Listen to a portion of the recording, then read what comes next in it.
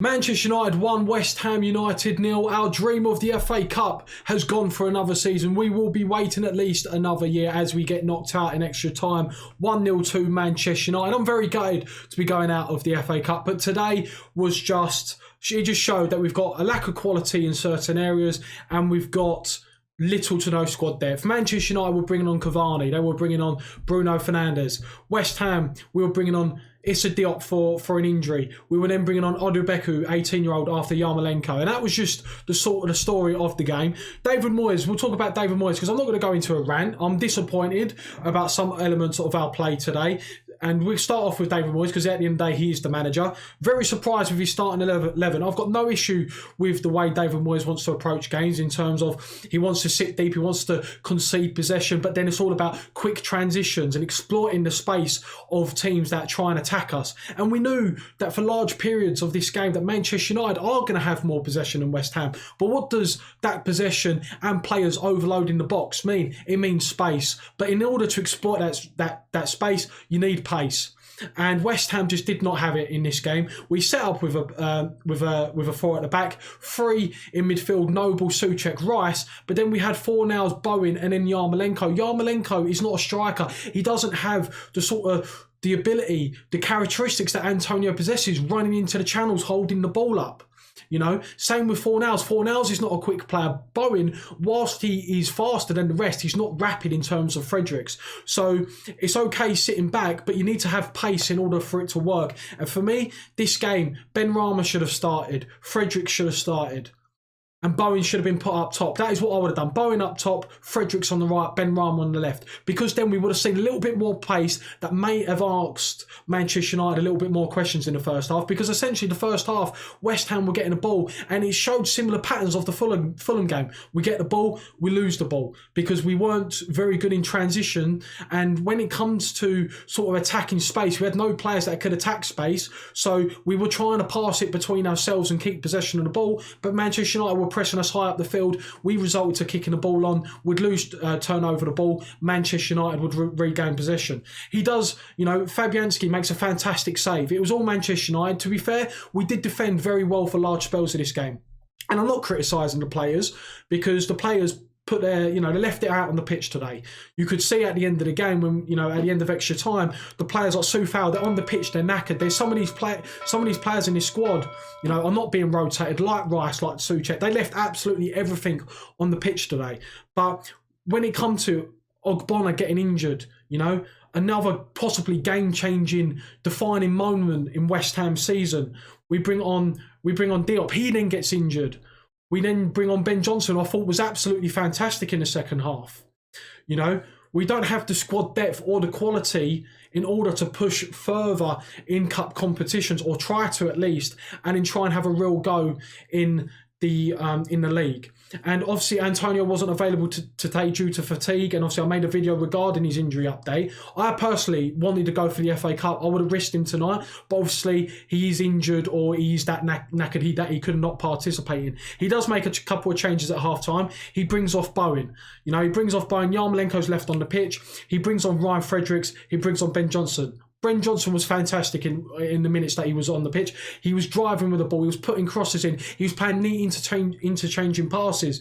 But I was a little bit surprised that we brought off Bowen and brought on another defender and went to the back five. But in hindsight, we were a lot better. We stretched the play a lot more. We saw Ben Johnson, we saw Ryan Fredericks galloping up the wing, but we just didn't have that quality up front. We had Fornals who was tucking in a little bit closer. And it was more like a 5-3-2 with Fornals tucking a little closer to Yarmolenko. Then Yarmolenko gets injured. And it was only yesterday that me, Tommy and James done a stream. And we mentioned that we've got a striker who's injury prone. His backup is injury prone. And then we bring on a young lad who's 18 years old. And we wanted to see Odubeku be given a chance.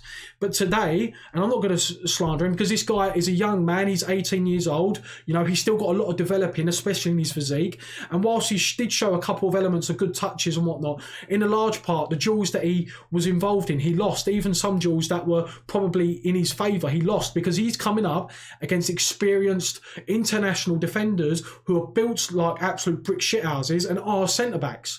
And unfortunately today, on the physicality side of the game, he lost it. And that is all a part. I'm not going to throw, slander him. I've seen a lot of people, on Twitter or not, saying he isn't good enough, and he isn't good enough right now. But I feel like it's not sort of his football ability. I feel like physically he needs to grow into more of a man, because he's going to be coming up, and he's been thrown in a deep end because we've got no striker in Antonio. We're not sure how long he's out for, and we've got now looks like no Yarmolenko. So he has been thrown in a deep end. He did get brought off by David Moyes. You could agree with that. You could disagree with that. He brings on Lanzini with about 10 minutes to go. And I just hope Odebeku doesn't lose his confidence, because he does go to a club that sort of let him go to West Ham, and he's been brought on and then he's been brought off. So I hope his confidence doesn't go down the pan. But Manchester United do grab a goal in extra time. Declan Rice, we have a ball with Ben Rama, he plays the ball over, Declan Rice loses it, counter-attack. And what Manchester United are very good at themselves, quick transitions, that's how they're built up themselves, their team, and the way they play. They catch us out, they put a cross in, falls down to Scott McTominay. It's a fantastic finish. He hits it very early, he hits it on the volley, goes through a crowd of players, low and hard in the ground, and Fabianski is not saving it. In terms of what we offered, we did have a chance right at the end of 90 minutes with Craig Dawson. And we did defend absolutely brilliantly today. We lost 1-0, and one goal was enough for Manchester United, because whilst we defended brilliantly and defended well, and we were working hard, whilst we just didn't have the quality in the final third, and that reflected in our substitutions and our squad depth. We didn't have anyone that could come on and realistically change the game apart from Ben Rama and Lanzini. While Man United, they're bringing on Bruno Fernandes, they're bringing on Cavani, they're bringing on absolute quality.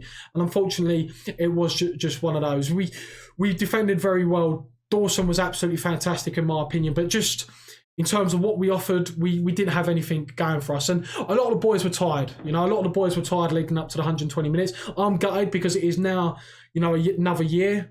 But we know that Manchester United are a good side.